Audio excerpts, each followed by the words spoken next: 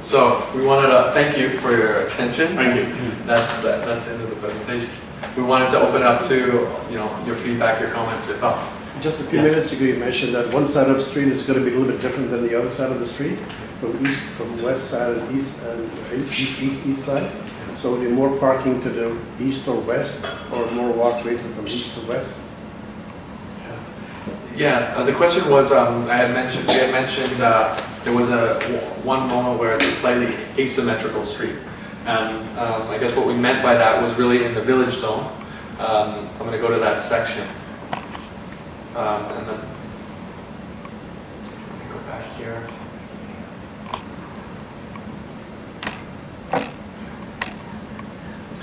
Yeah, I think this is a good one. Sort of north of Belsize, between Belsize and Manor. The area that is really the heart of what we're calling the village. What we're proposing is, as far as the street movement of travel lanes is concerned, they're symmetrical. There's 2 lanes, travel lanes in each direction. That remains the same. On the west side of the street, we would have on-street parking.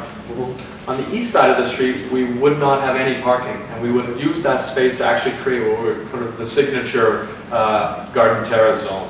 But that's where we talk about that moment for this kind of that hub of cafes, restaurants, and different things to kind of make an interaction with the public realm.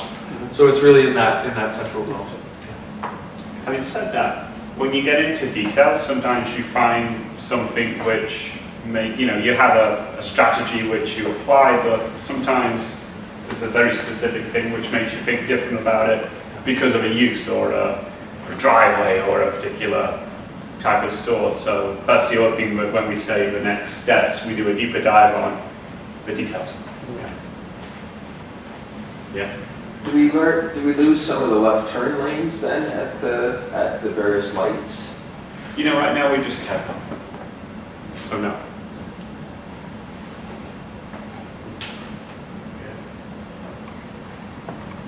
Yeah. I've got a few questions. Love the Arboretum idea. It's fabulous. We just came through a hot, drought-like summer, and our public trees suffered greatly because no one looked after them. So if we have all these outstanding plantings, who's going to look after these trees? Really good question. A few things to think about. The trees that really suffer in drought conditions, again, are ones without soils, without a lot of soil. So if you think about the soil volume like a sponge. A small sponge dries really quickly, and a large sponge dries slowly. So the more soil we can get in, the more immune they are to drought. It's actually more important than species, the amount of soil. So that's why we're targeting big soil volumes of what we do. Now, we're also looking at open soil so that it can get direct rainfall as well, and maybe even harvest rain off of the sidewalk, so try and make them as immune to lack of care as possible. But it's a topic for you guys as well, because the way that trees are usually planted in a lot of city streets downtown is to anticipate lack of maintenance in both the tree itself and the sidewalk. So most of it's hard paved, there's a tiny little hole and the tree pokes out, and it hasn't got much chance to grow really big. If it did, it would get strangled by the hole anyway. What we're wondering about, and why we showed you the example of Roncesvalles, was that, and what we think is relevant here, is a more open soil approach which gives you a garden.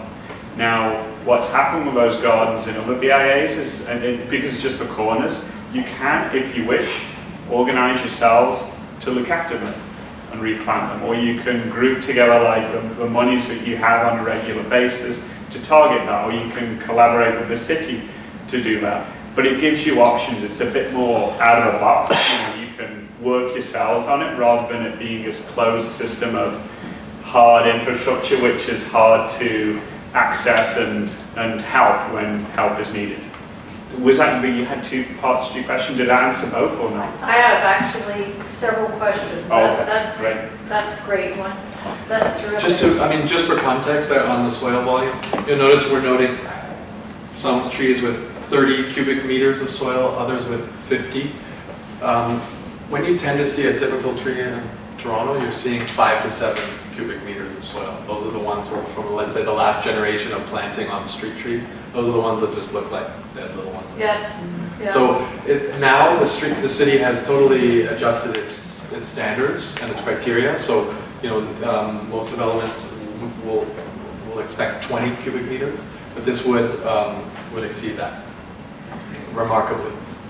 So other BIAs in the area, I'm sure you're aware, are also going through streetscape studies. For instance, Yonge Street south of Eglinton has gone through its own study and has started to implement some changes that are kind of the easy, very visible, short-term wins. Like putting up different banner signage, et cetera, to brand that section between Eglinton and Davisville and Yonge. So what would you foresee for this project being, let's say, an early visible win that we could all take pride in? Low-hanging fruit. Yeah. There's going to be two answers to that. Go Well, first. I'll give you one, and Adam will give you the more complex, exciting one. I would say, and in this building, actually, on the way you articulated what it means to define the place at the core of your community. We think that there is low-hanging fruit in the structure that we could reorganize in the village zone to create a first summer pilot project.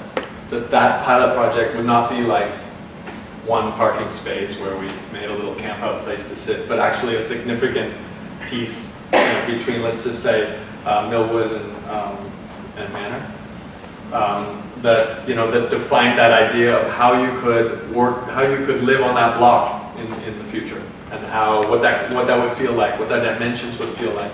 I won't give you an example. We worked on, in our previous work, we worked on Queens Quay Boulevard. Yes, the geranium planting. Well, exactly. That was Yeah. the first initiative after the competition idea came out, was to close the street for 10 days and actually demonstrate what it meant to take away a lane, put down sod, put the geraniums out, invite Yeah. people to use it. It was And fabulous. what it did is it changed people's conception of the street, it changed how their behaviors, and it also, again, like we were saying earlier, it allowed us to sort of understand the street differently and learn from that. So I would say that would be that as a gesture, as a BIA, that would be, I think, far more powerful than the kind of usual bench bollard banner approach. It would be really meaningful because it would allow you to sort of be testing and refining what you really ultimately want to do, like to make significant change to the way you inhabit your community and your street. And So that's the first. Sorry, are you the people who actually do the implementation? We would take it up to having, but part of what we're contracted to do is to figure out, would be to figure out how it gets done, but then not detail it. So, the city or BIA or both will bring on a team to, like a mini tender package, they would put together exactly who buys what and then the timing and make it happen. But we would like to explore the logistics of how it gets done. Yeah. I guess one more, sorry to hop in. Sure. There are other studies in play at the moment, like the Young Eglinton Secondary Plan, Yeah. Davisville Village study. So how do you fit into the broader context of our neighborhood? Right. So we're aware of the Young Secondary Plan, and we worked on the Midtown and Focus Plan, as you know. Right. So that kind of got born of the public realm study, and then there was a building study done after. We're going to focus on public realm. We're going to acknowledge the change that we see coming on Eglinton, and we're going to pick up on a lot of the relationships that we saw as interesting things adjacent to Mount Pleasant. So, of course, we keep these slideshows short. You remember last time we talked to you about the exciting possibilities how Penrose goes over to the Church of the Holy Transfiguration, goes back up Redpath, but all these connections into Mount Pleasant is why we started targeting some of these intersections and corners that we're starting to get excited about now. You can see one of them right there on the screen, right? There's the connection back up to the church. So we think about how you enter Mount Pleasant. this study will be about Mount Pleasant in the context of all things going on around it. Thank you, thank you. Yeah. Do you want to talk about it a second? Oh, we can talk about it now. Oh, okay. Yeah. Well, yeah, you know, this is maybe a little more in keeping with, you know, a quick win, but there's some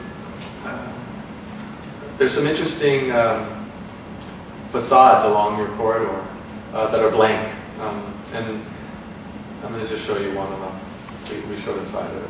You mean the black-sided building? Yeah. Well, one that you could told be, us we might not get. Would be a great home for a mural or something? Or? That's right. Yeah, Yeah, I mean, so this is sort of like a chance to sort of have, again, a vertical, that one. yeah.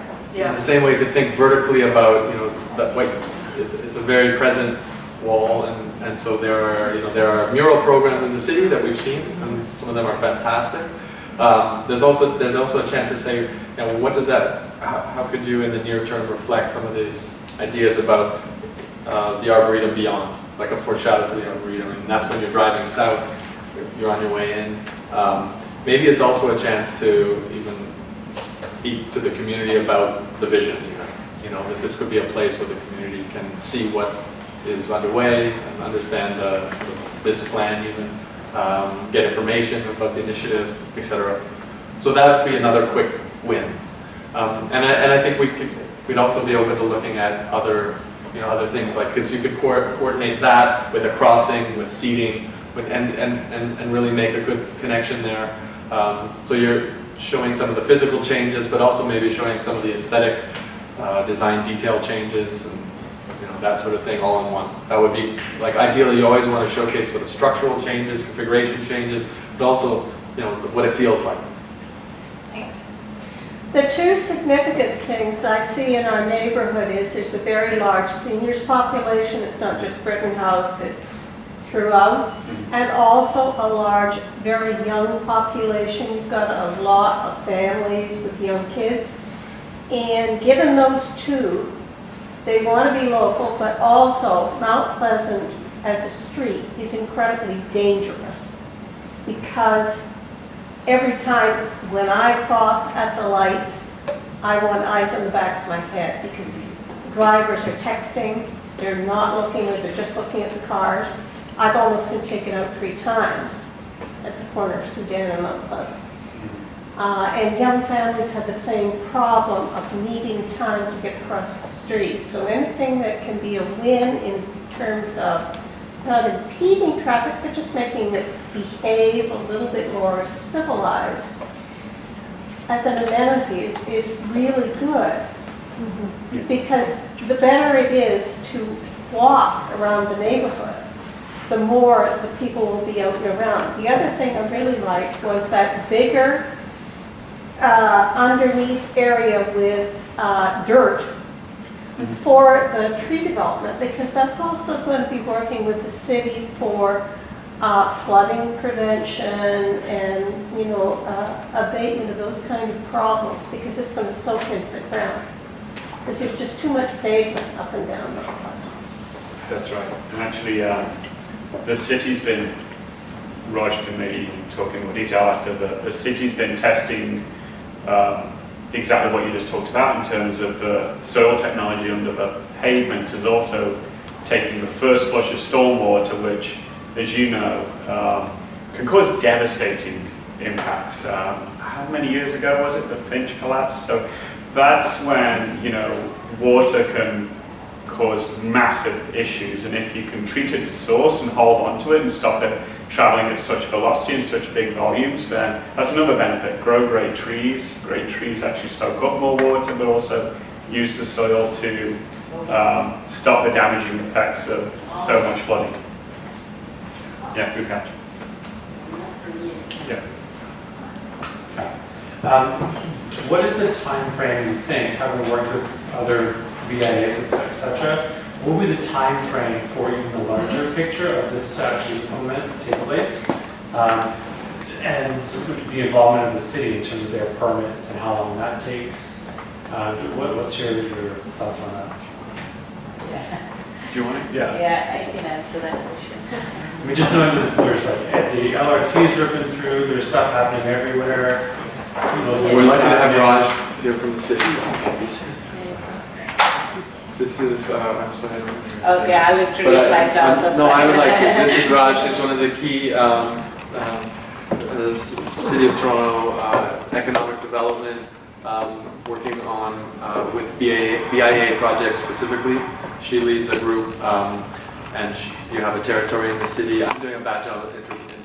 I'm going to try. But tirelessly Very working with great. communities in a segment, I would say central and east of the city. Yeah. East York, all over. Making better streets, and she interfaces with the engineering side and then the public design side. She knows the technical aspects. She also knows the sort of the public realm aspect. So she brings those worlds together, and she helps make the plans of the BAAs a reality, make them and execute them for the city. And she's extremely helpful. Yes. With that, I give you Raj.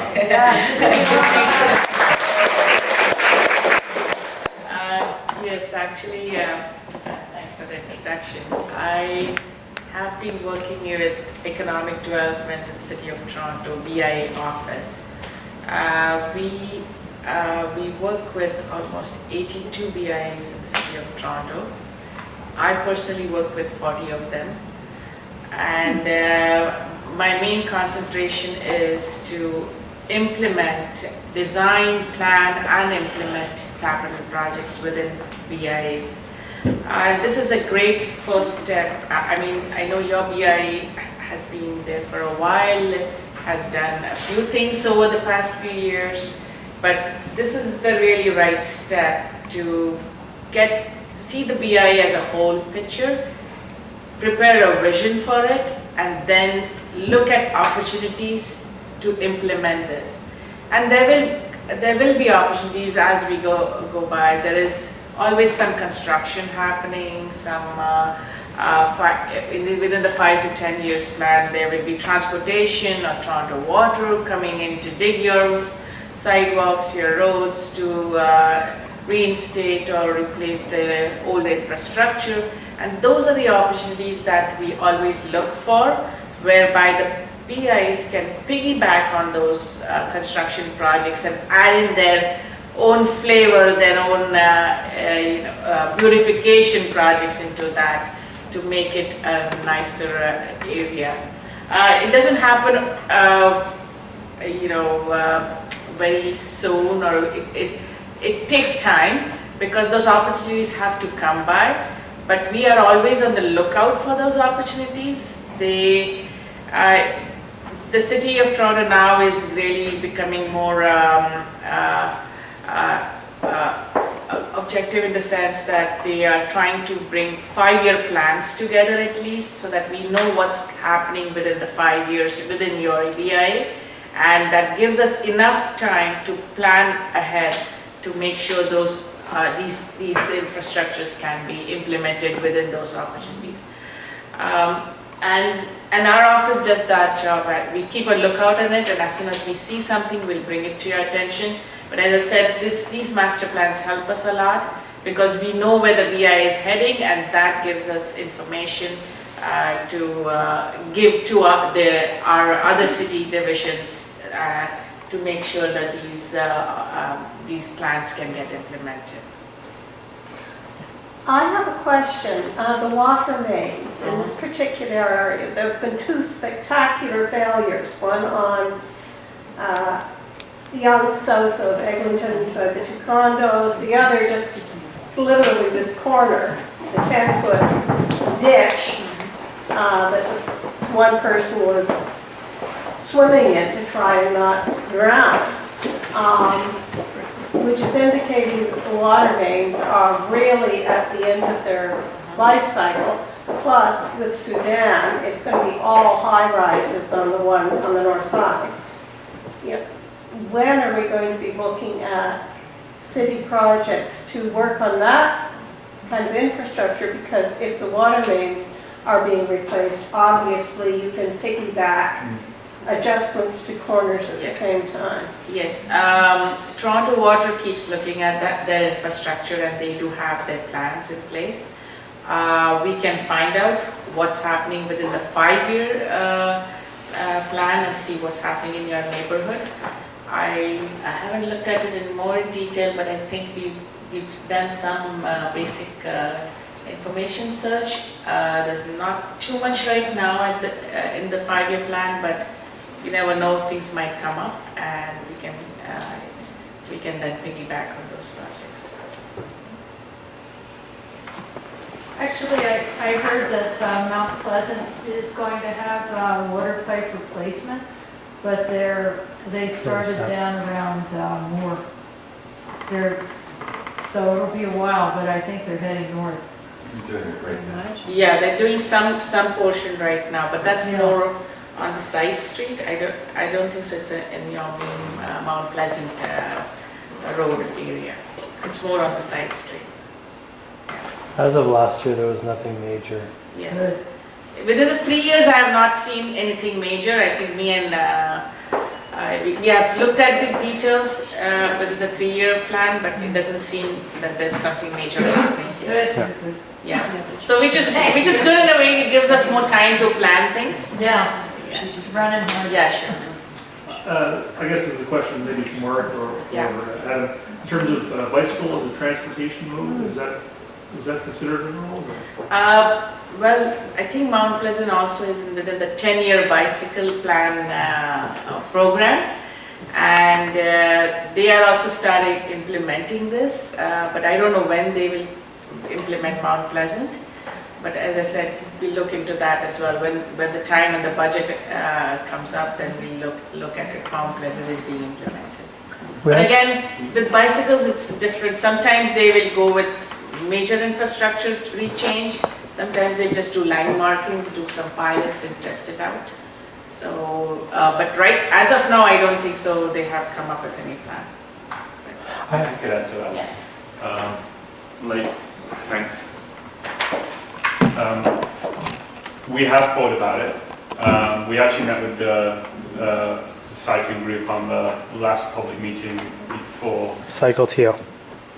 Was it Cycle? Yes, it was. It was Cycle TO, because it was a guy I knew from the Portlands when we were doing the cycling infrastructure there. Yes, Cycle TO.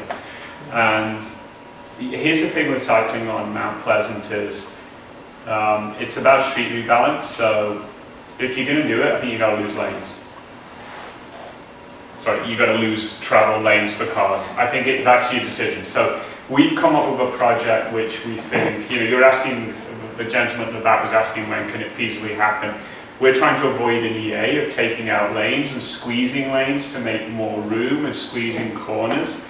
But even that alone doesn't really free up room for cycling in a really safe way. I think the next generation of Mount Pleasant at some point will be, if it has cycling, will have less lanes. Somebody's got to be. So I don't think that's going to happen now. I don't know when it's going to happen. I think Cycle TO are planning on side streets to get through Midtown. Young Street, they're definitely looking at it. I know the city is. Yeah, We're not involved though. They're working on the year right now for the Young Street. So they're looking at it. But yeah, it's not part of our planning, but it's not because we didn't think about it or value it. We're trying to look at it in the bigger picture. Thanks. One of the things that I was really struck by when I initially saw your plan was how brilliant it was when you had suggested to have more crosswalks and more lights. And all of a sudden, and I don't know if people got that vibe today, but all of a sudden you started to really feel that there was a relationship between the east side and the west side of the street.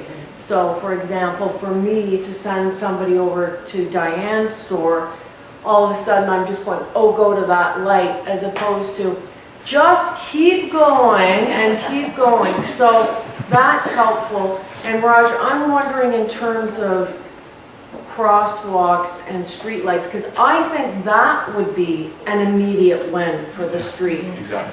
So I'm wondering, could that be something we could start implementing over the next few years, or? What the BI can do is request that through your city council, Okay, and the traffic ops will come by and have a look at it and okay. take a decision. No one is particularly dangerous. Oh, yes, so's Manor, and Right. it's, Yeah. I've seen so many people. We could probably ask that right now. This At the very is least, like I would. make a difference to us because, council does respond to public opinion. And especially if it's a broad public opinion, they will respond and then they'll champion it. Like we chose the first interim strategy area as being between two existing crosswalks, but there's an easy mid-block crosswalk to do in between. Penrose. No, I is it? think Yeah. it was Penrose. No, it's the one north of Penrose. Okay. Or maybe you're right, maybe it's Penrose. What am I telling you?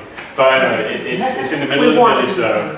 Also, the one up is at the park. Again, these are easy stories for a councillor to tell. There are children crossing the road from a popular restaurant where they go for lunch to the corner of a park and there's no crossing. Do something about it before you have egg on your face because something, heaven forbid, happens. So, yeah, So I think if the BI and the Go for it. residents together kind of approach the councillors, things will work. And then then we can piggyback onto that. The widening of the sidewalk at the intersection then becomes cheap because you're putting the infrastructure anyway, you're digging it up, so you just rebuild a different curb line and then you get the trees. There's two dangers. In this neighborhood, there's real danger on the sidewalks with the number of people who ride their bicycles, from the children up to the senior citizens. Some of them riding the bicycles at great speed. So that's a danger. The other is, with regard to crosswalks, quite a few drivers pay no attention to them. And they're quite ready to take out pedestrians. I know, there's one down on Crescent Road in Rosedale, quite close to where a friend lives. And again, she waits until everything is absolutely stopped before she goes across. And that's one where there's a blinking red light. They will go straight through. And certainly on Mount Pleasant, the drivers, not all of them, but a significant number of them are a danger to the pedestrians in the neighborhood. I've been to several meetings, the police have the neighborhood meetings. I've been to several of them and I have not been the only one who's spoken of this. I've spoken to a senior who indeed was taken out at the corner of Sudan and had to have steel plates put in his back because somebody was going too fast through the intersection.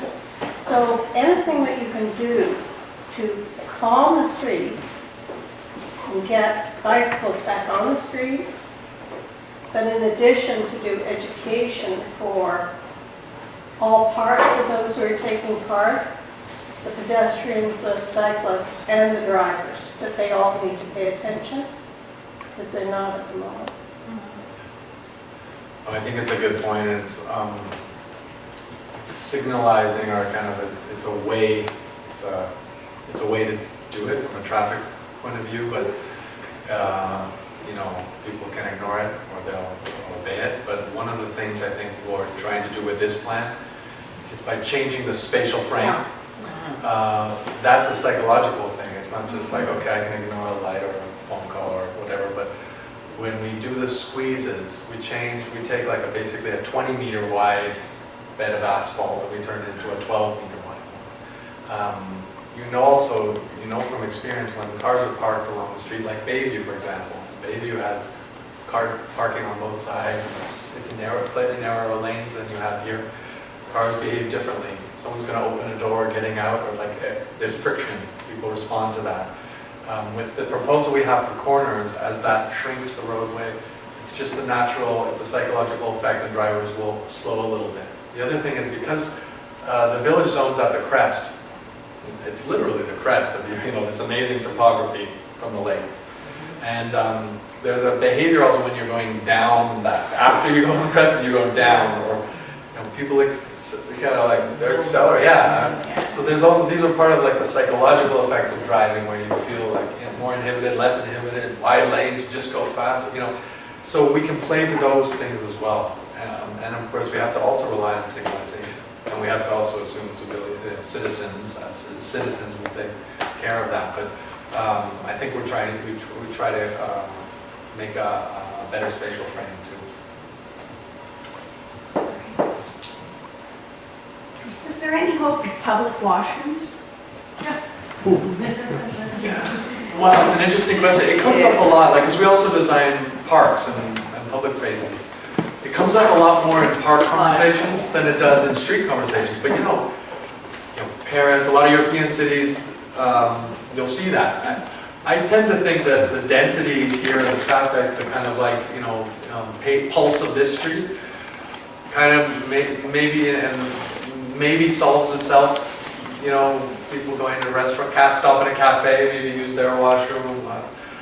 It's a question though, if people think that's something to look at. I mean, you'd probably want to cite it in relation to like tennis club or you'd want to link it to someone who could take care of that. The worst thing is that they end up being kind of like a little scary because no one's taking care of it. There are some at the park. Here's the park. That's right, the Russian building. Yeah, you're right, and it's not really by Mount Pleasant, but yeah. So I haven't seen it come up on a street like Mount Pleasant. They put them on Queens Quay, but they tend to locate them around real hubs of pedestrian movement.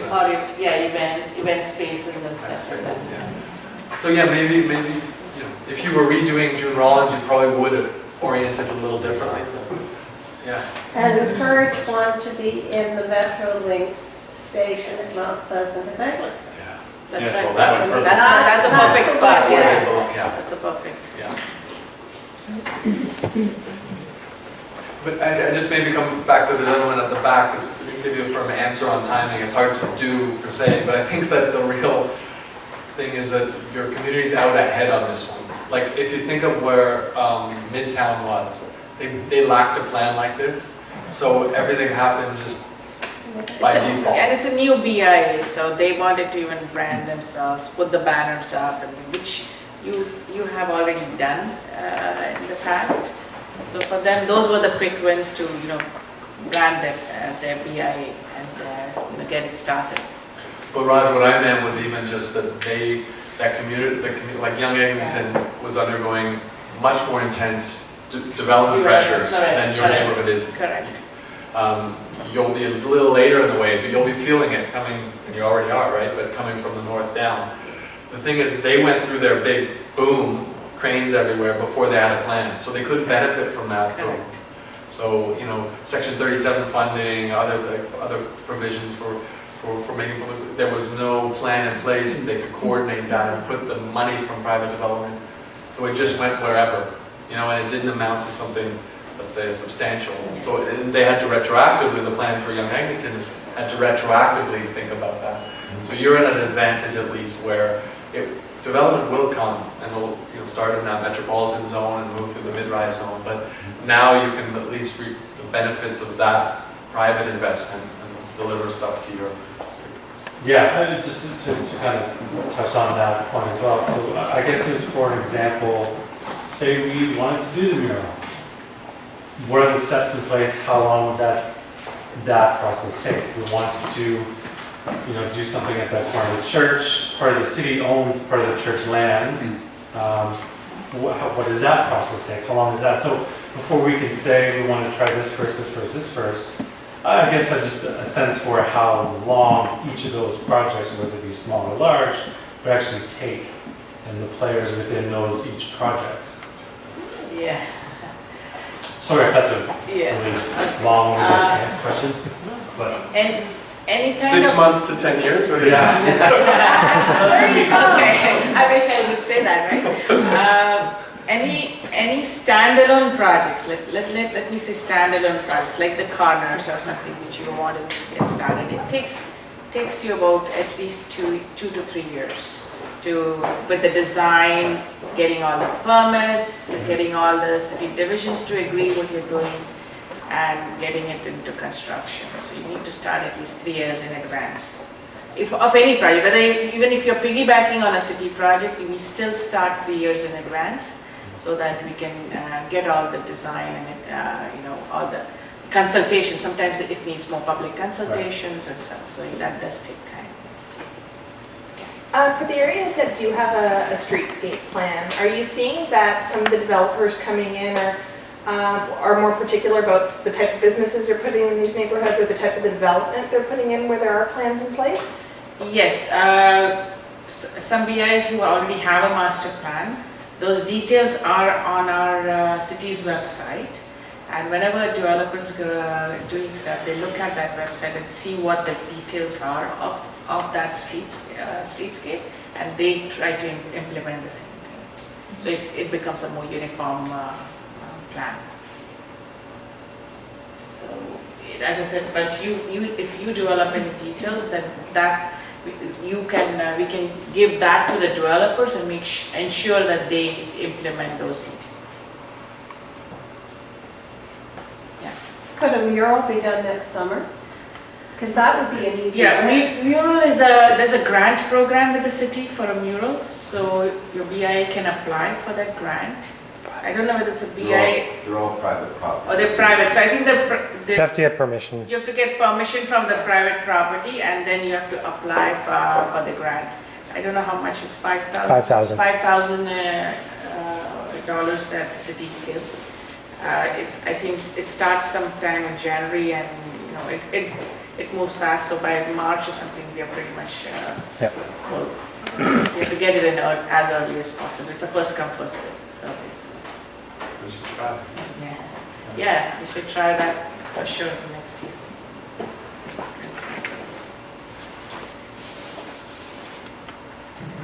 Okay. Any more questions? I haven't really heard much from BIA members, shop owners basically, how they feel about the parking proposal in terms of having parking on one side perhaps in the village area, or I don't know, is that all right among BIA members, or? There's a few shop owners But too. here too, and they're on the opposite side of the street, both popular stores. I think just slowing it down and making it a village with all the more crossing areas available, it's, I think it would be a benefit as opposed to what it is now, which is a freeway. Yeah, for instance, when we saw that, those impromptu from Manhattan, those sort of benches where people can hang out and have their cappuccino or whatever they're doing.